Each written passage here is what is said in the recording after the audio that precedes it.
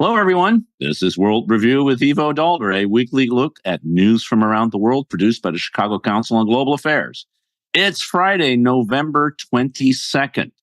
We start this week with Ukraine, where missiles are flying around Russia and Ukraine. Early this week, President Biden authorized Ukraine to use American ATACMS missiles against targets in Russia, something he had refused to do for many, many months.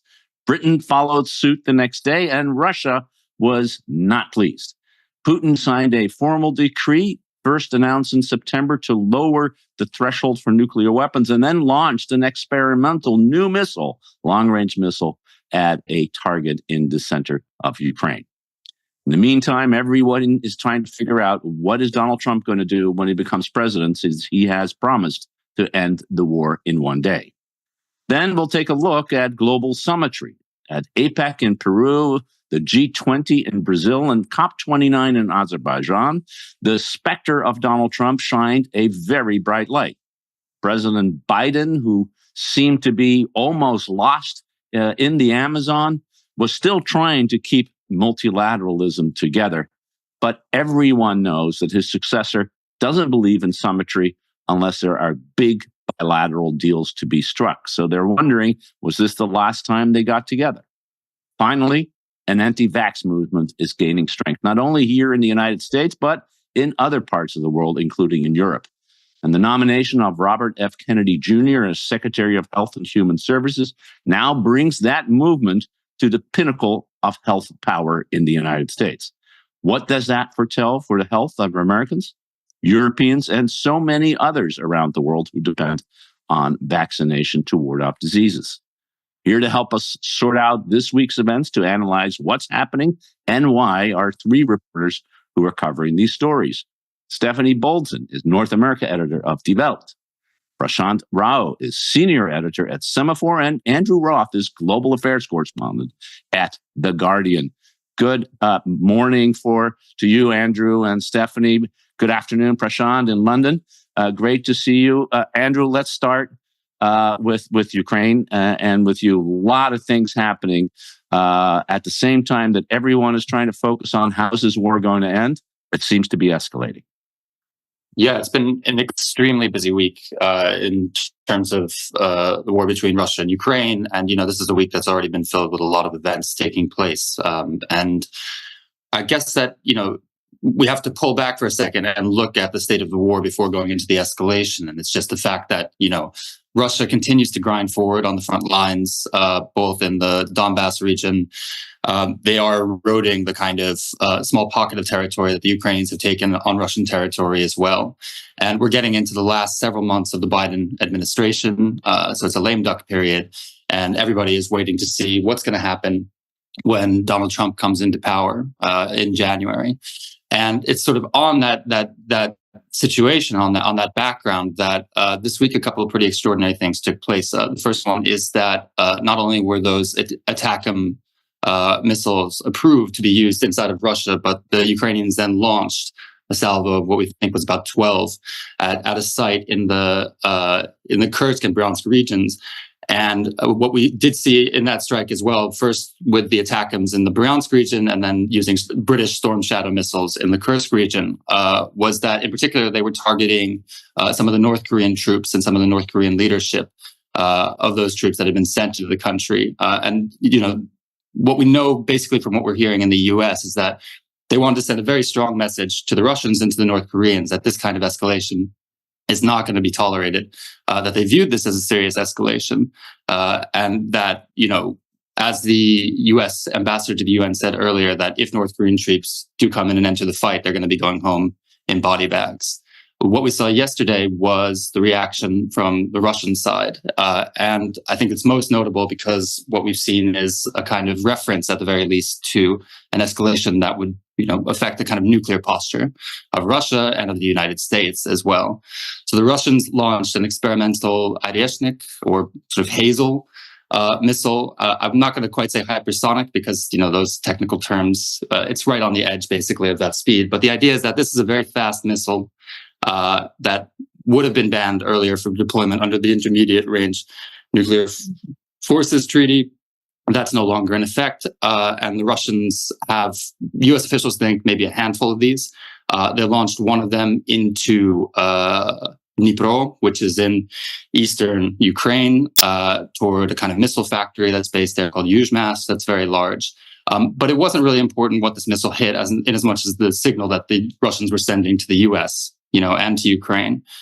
First of all, is that we view your escalation as a major one, and we're pushing back right now. And the second one is that you continue to escalate. I mean, we're really going to be discussing and need to sit down and talk about whether this is going to become maybe a nuclear conflict. So it's very much a kind of threat to the U.S. They're putting them on notice. This was carefully controlled. The Russians warned the U.S. ahead of the strike.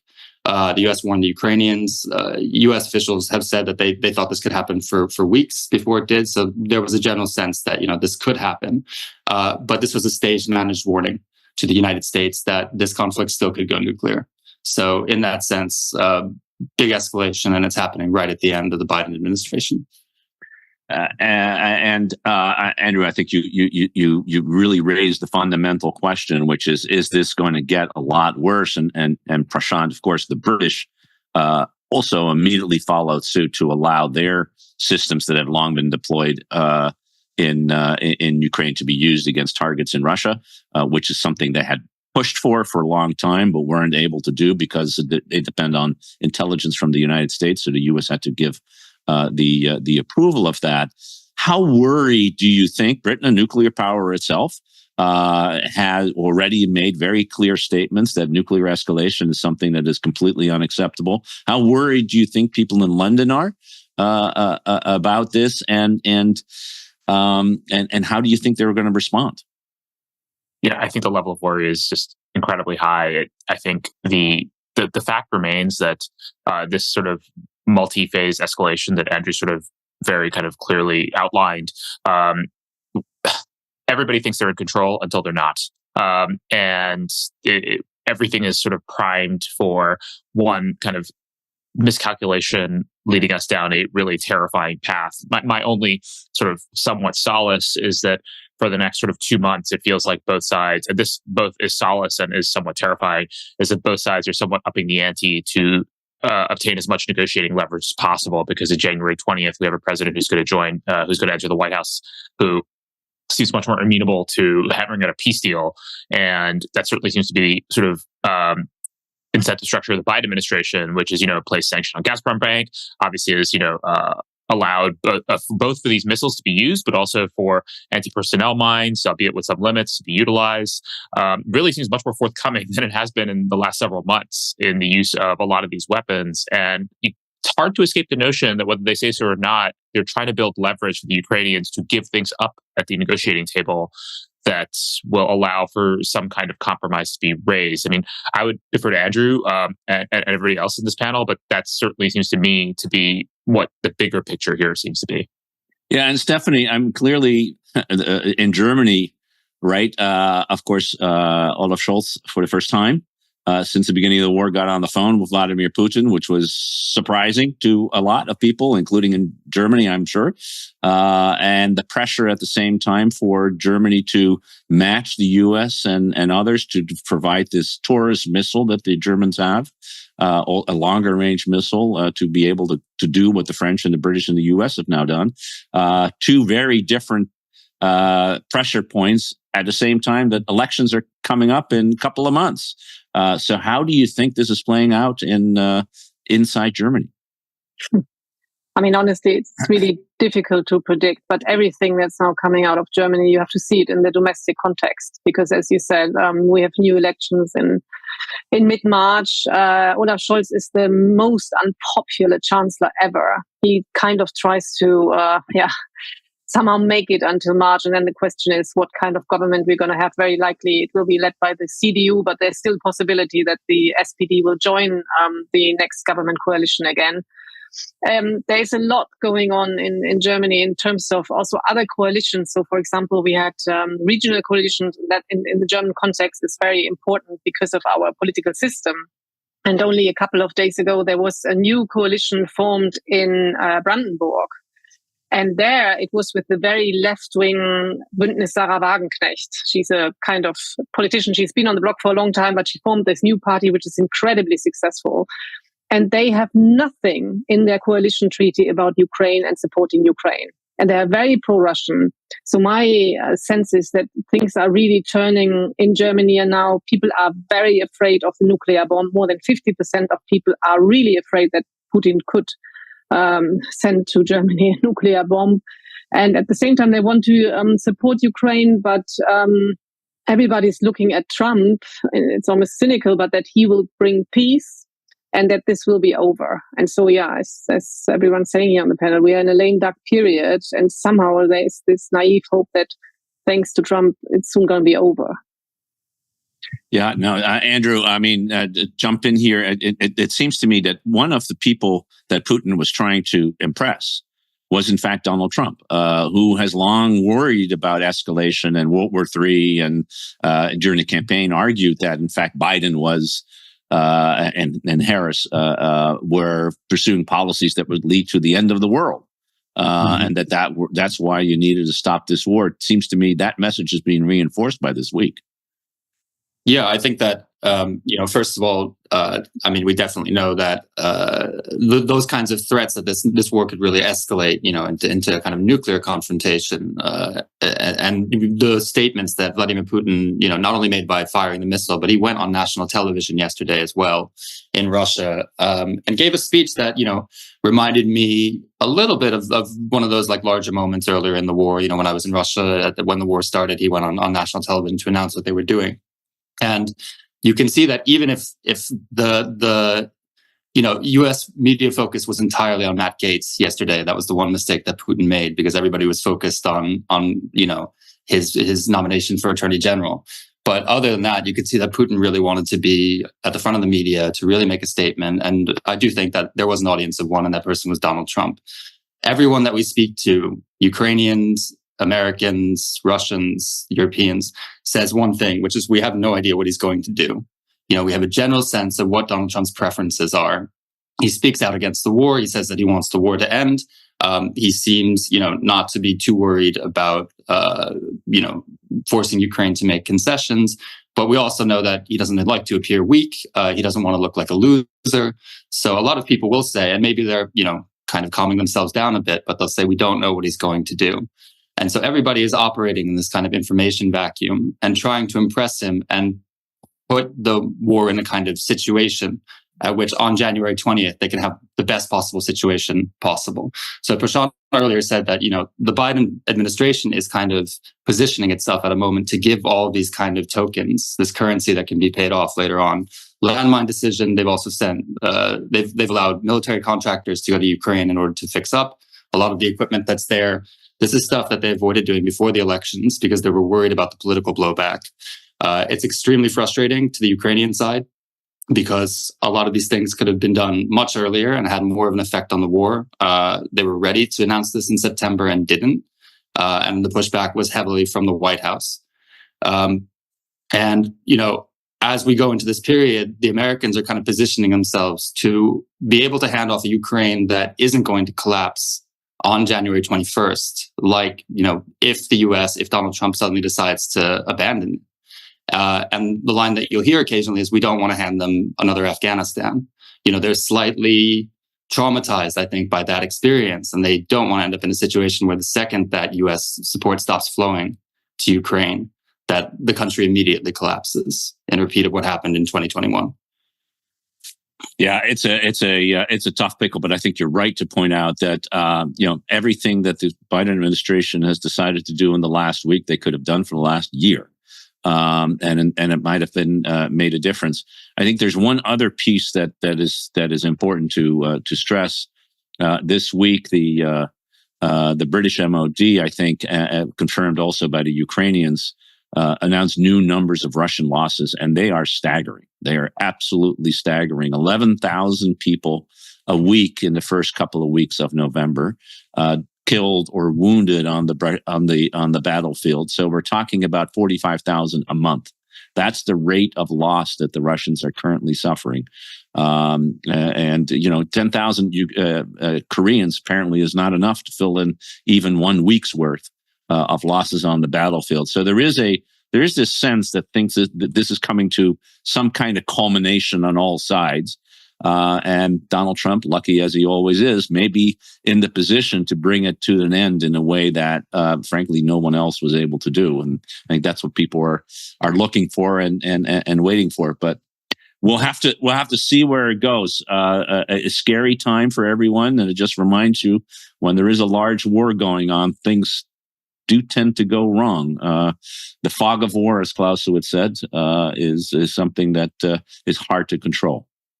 Prashant, let's Andrew, thanks for really excellent introduction. And Prashant, let me turn to you next on the global summitry. There's a lot of summitry. This is what happens in November, and it was strange. It was just really strange to see Biden there. On the one hand, he didn't make it into the G20 picture, I believe, because he was slow to get there.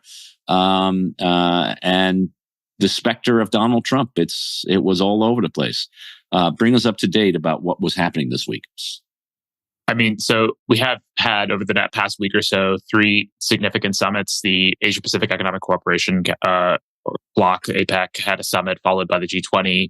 And through it all, we had COP29, which is officially ending today, but will likely spill over into the weekend, is what we're hearing. Our reporter in Baku is saying. And so, you kind of alluded to it. Pick your metaphor for what is the most sort of salient way to explain what's happened over the past week or two. The president of the United States was absent from the kind of leaders' photograph at the G20 and was, kind of largely seen as a lame duck. And other states seemed to treat him as such.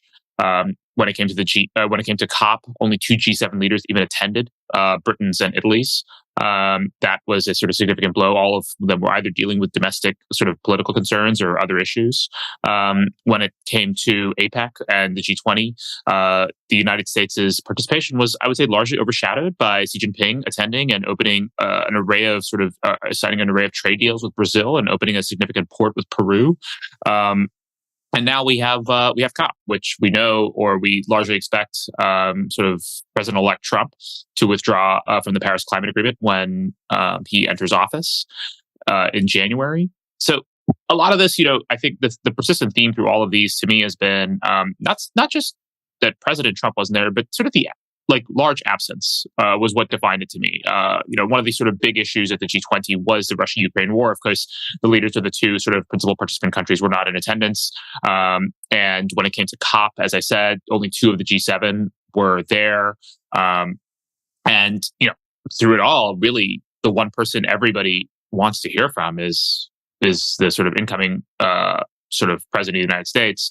And so things just either aren't getting done or are sort of staying in a sort of measure of purgatory, much as has defined our prior discussion about the Ukraine war. I mean, Stefanie, for a country like Germany and for Europe, sort of writ large, the home of multilateralism, if there is any, in fact, a continent that has benefited more from multilateral cooperation than any other country since the end of World War II. It's sort of looked like the collapse of multilateral institutions. I mean, Olaf Scholz was in Brazil. He's a member of the G20, but what did the G20 do? They couldn't even agree that fossil fuels were bad.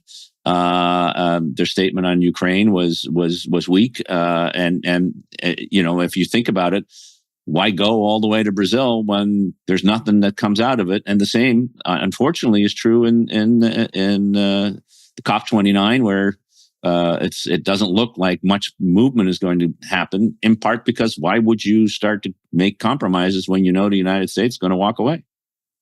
Yeah, it's sad. It's a kind of massive shadow that Donald Trump is already having over all these meetings. And we had this between 2016 and 2020, of course, and then we kind of forgot. And because the Biden administration was much nicer, much more wanting to communicate, much more wanting to built up the old system of multilateralism. If you look at it now, at least from a European perspective, the transatlantic relations and the results, for example, in trade, that they have not been much better than they were under Trump. But at least there was the impression that things were getting smoother and that you are on the same, let's say, value page. But with Trump, I just checked the wires, and in Baku at the COP meeting, I think they agreed now on 250 billion on,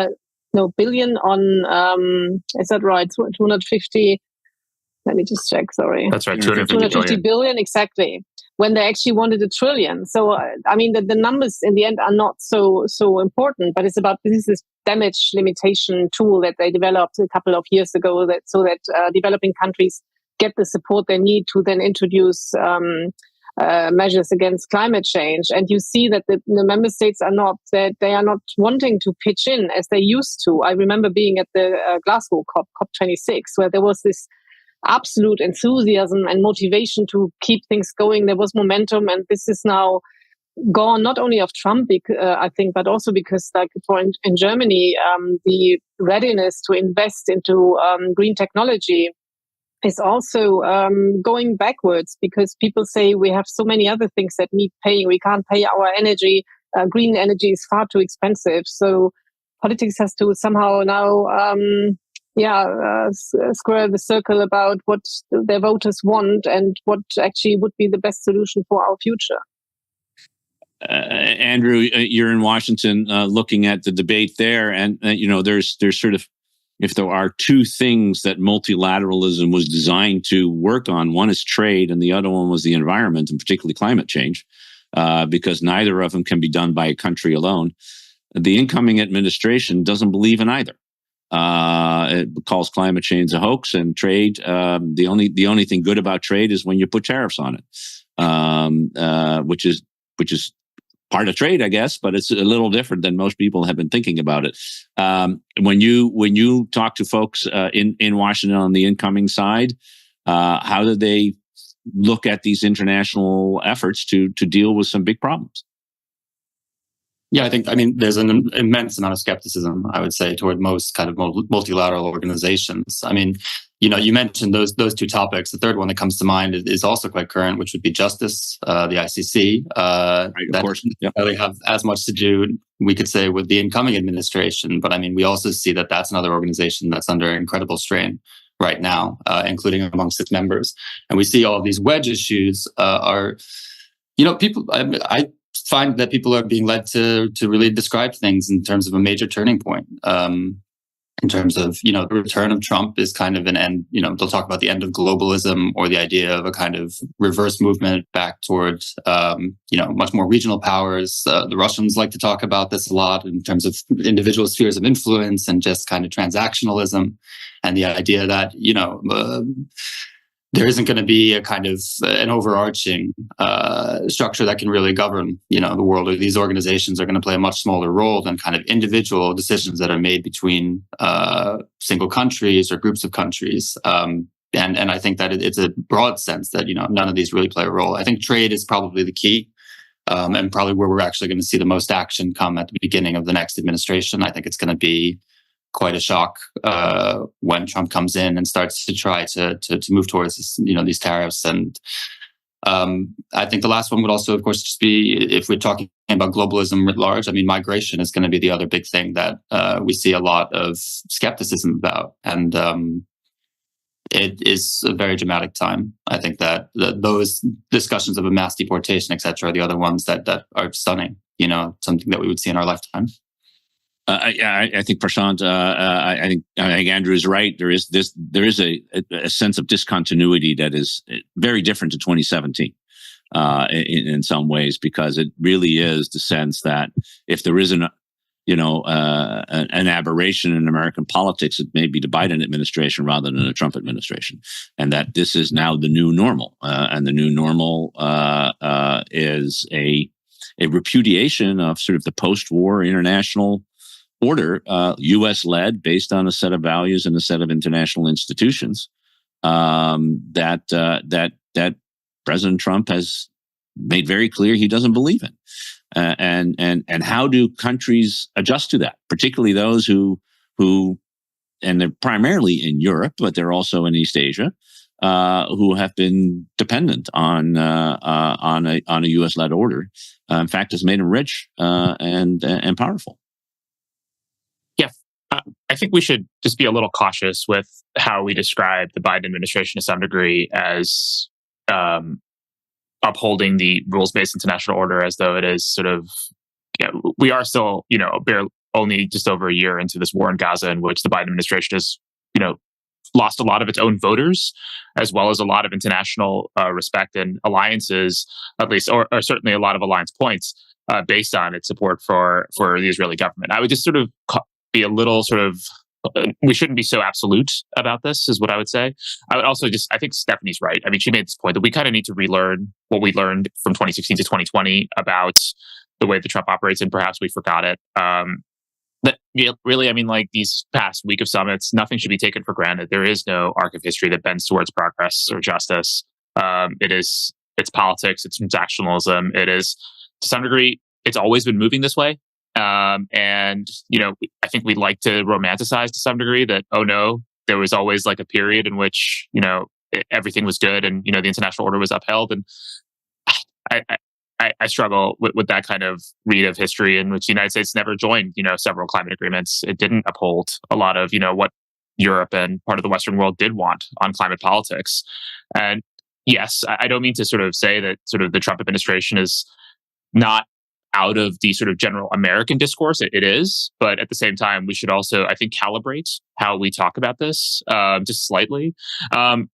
And also, there is something from that 2016-2020 period that we should just remind ourselves of, that, one of the reasons, or perhaps we could attribute part of the growing consensus in DC that China is no longer kind of this kind of unstoppable economic Goliath, to the fact that the Trump administration really did accelerate the building of a consensus in DC that China is a sort of enormous threat to the United States. And that sort of continuity of policy through the Biden administration, through the semiconductor tariffs and others, semiconductor restrictions and others, and the Biden administration successfully building alliances. There were things that came out of the Trump administration that, U.S. policy sort of centrists would sort of attribute to be extremely net positive to Washington. And so I'm not, again, I want to calibrate my own remarks, right? I'm just saying we should just be a little cautious with how we talk about what's about to happen. Prashant, I think it's a good recalibration. There's certainly many things in the Biden administration that were far removed from the ideal, including a high degree of unilateralism when it came to issues like Afghanistan, like trade and the IRA, the Inflation Reduction Act, etc. So no doubt the case. Just strengthening the point that we are moving in a different direction in some ways. Stefanie, last to you. Both, I think Andrew rightly pointed out the ICC, and I was struck by the bipartisan denunciation of the arrest warrants here in the United States, and struck that the tone in Europe is very different. The Dutch government in particular came out immediately and said, "Yep, we'll arrest them." This is the Dutch government, which, other than I think the German government, is probably more pro-Israel than any other government, particularly and the riots that had happened in Amsterdam and everything else. I find this disparity in view really remarkable.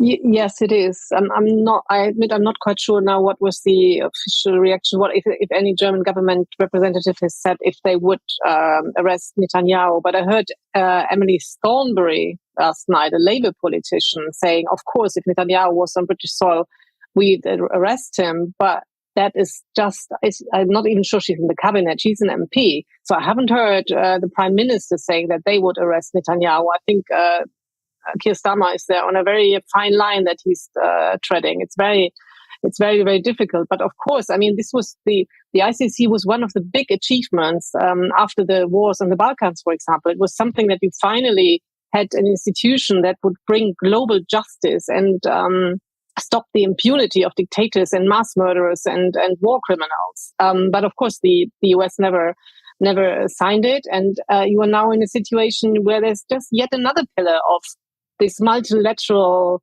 good world that suddenly in a situation, and of course, you can very much argue whether it's the right thing to do to now put this arrest warrant out.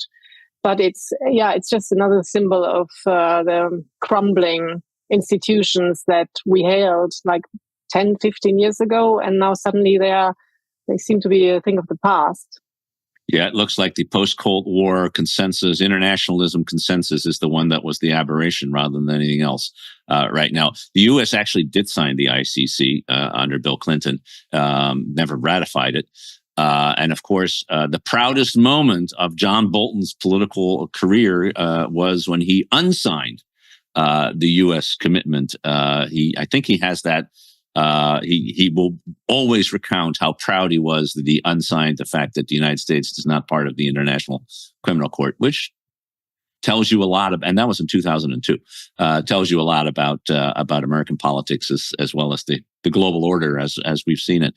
Stefanie, let's Prashant, thanks for putting all that together and a great discussion here. But let's switch over to I think for things about how things are changing. It wasn't that long ago that most of the people in the world thought that vaccines were a good thing, and that if COVID broke things, that was one of the things that COVID seemed to have broken. And the appointment of Robert F. Kennedy Jr. to be the head of Health and Human Services, it's an issue you've been reporting on this week. Tell us about not just the implication for the U.S., but really what does this tell us about a larger switch globally, and what are the possible implications of it? Yeah, before I do, I just actually would really like to pick up what we've been talking about how things are different, or what we thought was the right thing was what was going to stay. I don't know if have you seen that picture of Trump, Musk, RFK Jr., Don Jr., and Mike Johnson on Trump's plane eating McDonald's? Yes. Yes. And we actually used that photo for the story I've been writing. And that tells you so much how everything is different. And these are the most powerful guys right now. And they are complete outsiders. Yeah. If you look at RFK, for example, I mean, before I moved to the US, I didn't know much about RFK Jr. And I'm fascinated also as a journalist. It's great copy. I mean, this guy in 70 years has done so many things. You could write books about him. And I was really last night thinking, I need more space in the newspaper to write about him. But of course, the serious aspect of this, and I talked to quite a lot of scientists in the last days, is that he's now nominated to be health secretary if he's, of course, confirmed by the Senate in early next year. And he is, I would be careful to say he's anti-vax, but he is very much a skeptic. And he very much also spread conspiracy theories, saying things like children who were vaccinated that's longer ago, but their brain disappeared. He was also during actually the height of the COVID pandemic, he was in Berlin. You remember we had in Berlin this very almost crazy protests where he also went out and said that we are going back to totalitarianism.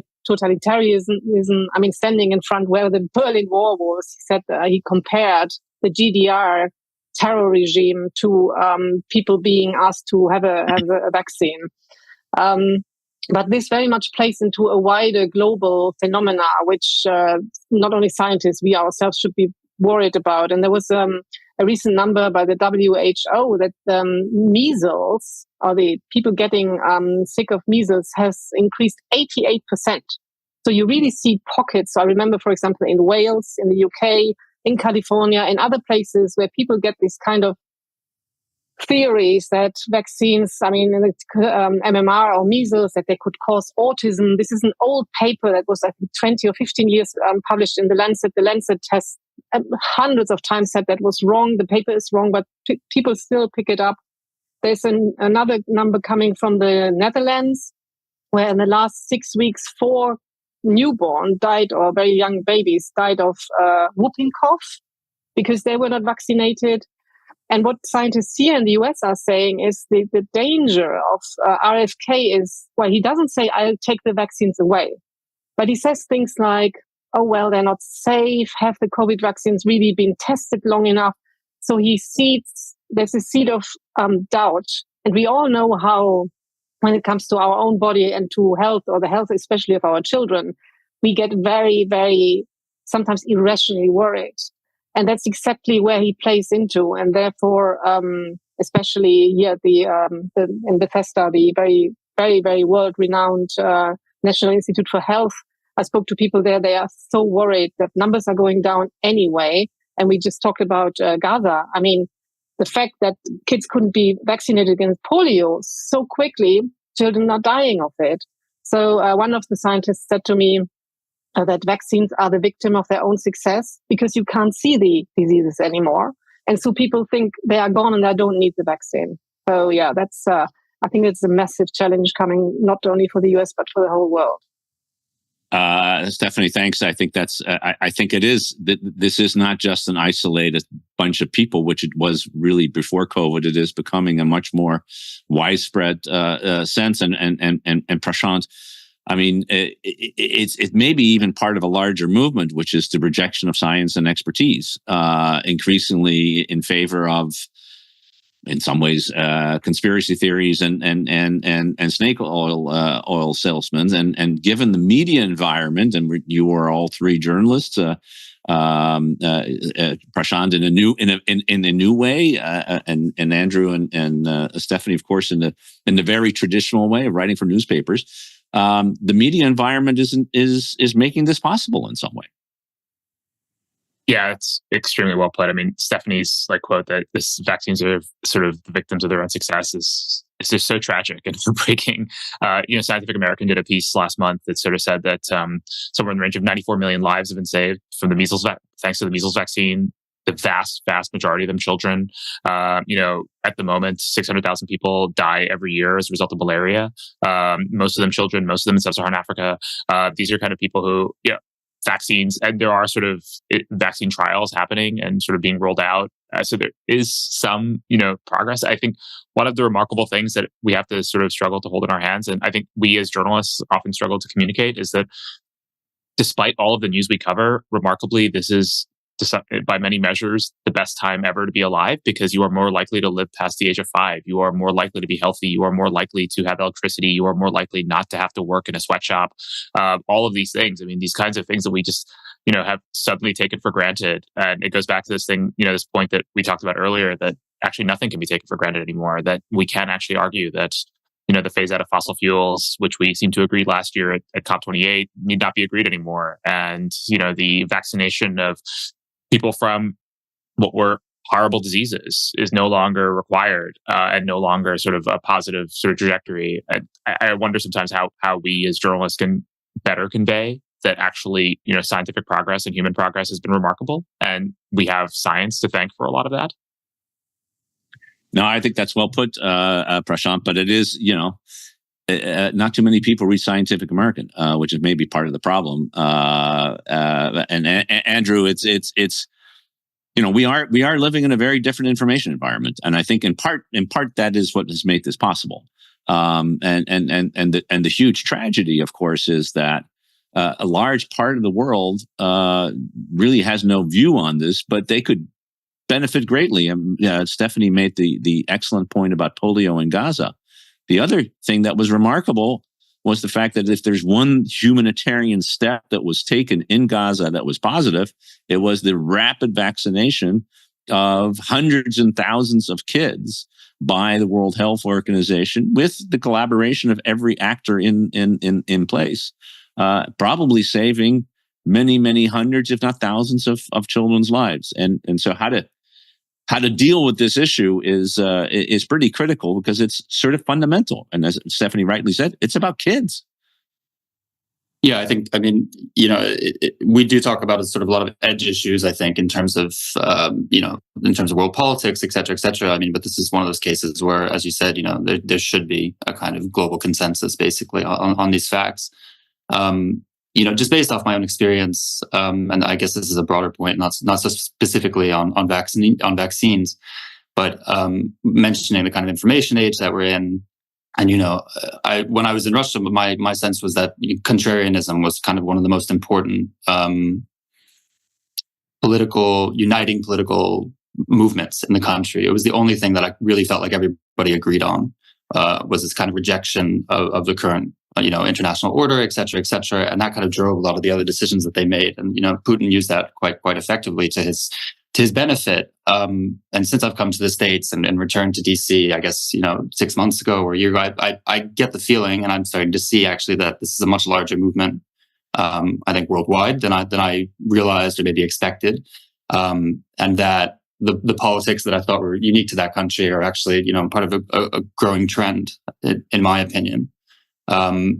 I'm interested in the ways that this kind of anti-vax movement or this vaccine skeptic movement kind of shifts not just across a single topic, but it feels much more like it affects politics in a bunch of different ways.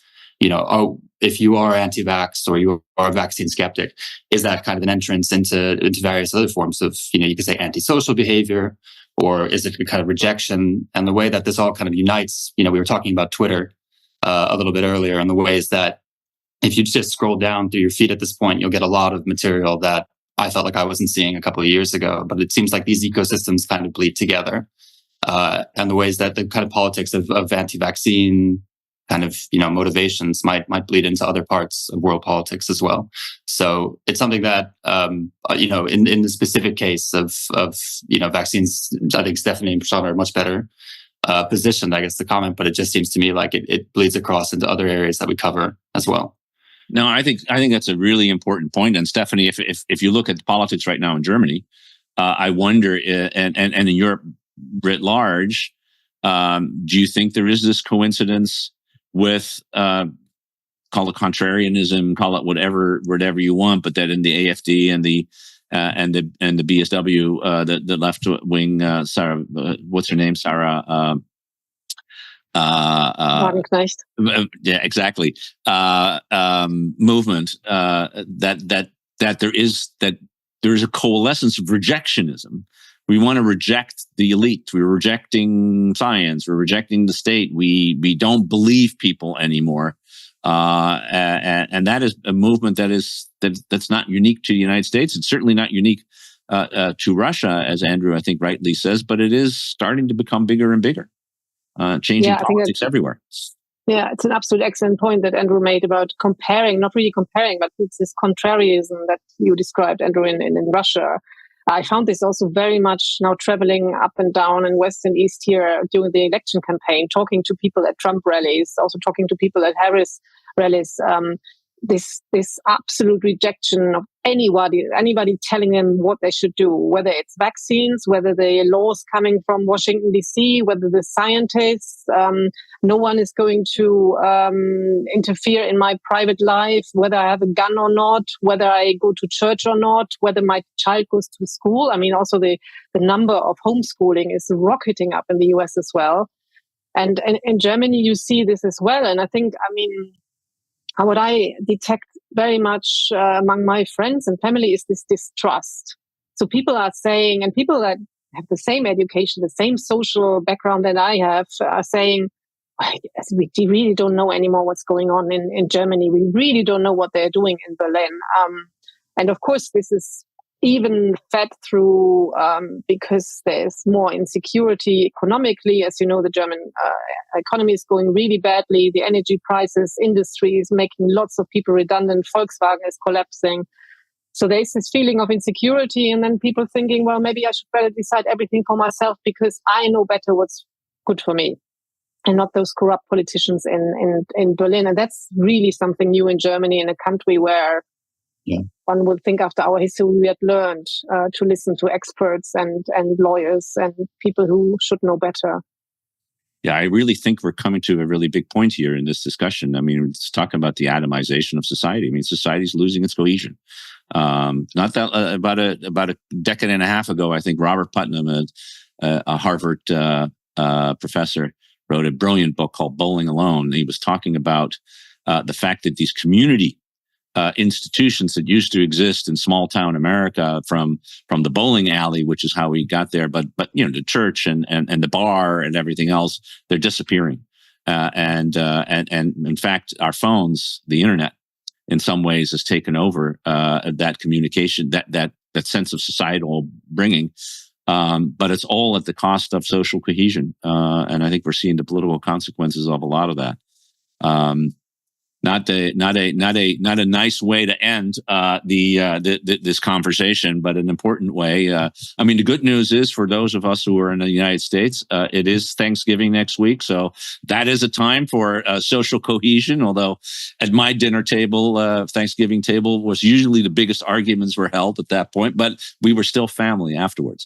So hopefully everyone will have an opportunity to be with their loved ones, and even when they disagree, remember that social cohesion is still what brings us ahead day in and day out. I want to thank Stefanie Bolzen of Die Welt, Prashant Rao of Semaphore, Andrew Roth of The Guardian for a really terrific conversation. I want to thank all of you for tuning in and watching. We will not be back next week. We're taking a break because of the Thanksgiving holidays. We'll be back 2 weeks from now. Until then, have a great weekend. And for those celebrating, have a wonderful Thanksgiving.